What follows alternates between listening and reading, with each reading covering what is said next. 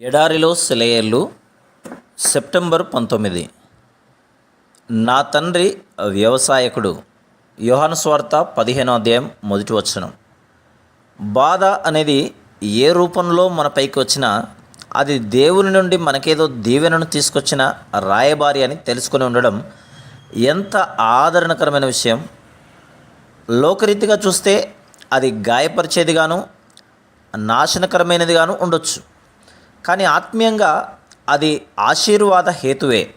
మనకు గతంలో లభించిన అనేకమైన దీవెనలు బాధల ద్వారా, ఆవేదనల ద్వారా కలిగినవే.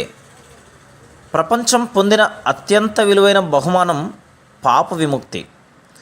ఇది ఒక మనిషి పొందిన ఘోర శ్రమ, వేదనల మూలంగా కలిగిందన్న విషయాన్ని మర్చిపోకూడదు.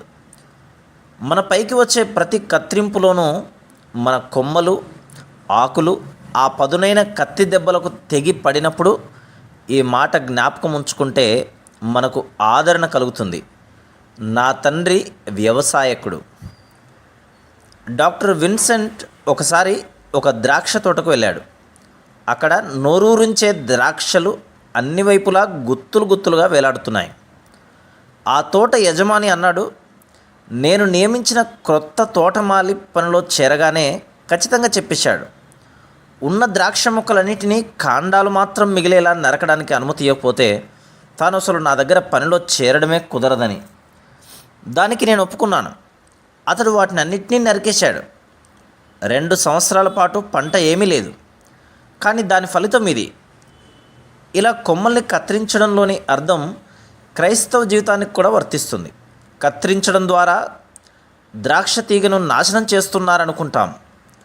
తోటమాలి ఆ ద్రాక్ష మొక్కలన్నింటినీ పాడు చేస్తున్నట్టు అనిపిస్తుంది, కానీ భవిష్యత్తులో ఈ కత్తిరింపు వల్ల దాని జీవితం ఫలభరితమై గొప్ప ఫలితాలను ఇస్తుందన్న విషయం మనం తెలుసుకోవాలి. నొప్పి అనే ధర చెల్లించకుండా ఆశీర్వాదాలను కొనుక్కోవడం అసాధ్యం. వాటిని సాధించడం కోసం మనం కొంచెం శ్రమించాల్సిందే. సంతోషంతో కలిసి 1 మైలు నడిచాను. చాలా మాటలు ఆవిడ మాట్లాడింది. వాటి వల్ల నాకేమీ ఫలితం కనిపించలేదు. ఉన్నవాడిని అలా ఉన్నట్టే మిగిలాను. విచారంతో కలిసి 1 మైలు నడిచాను. ఒక్క మాట కూడా చెప్పలేదు ఆమె. ఆమె నుండి నేను నేర్చుకున్న జ్ఞానం తలుచుకుంటే నా ఆశ్చర్యానికి మేరలేదు. Praise the lord.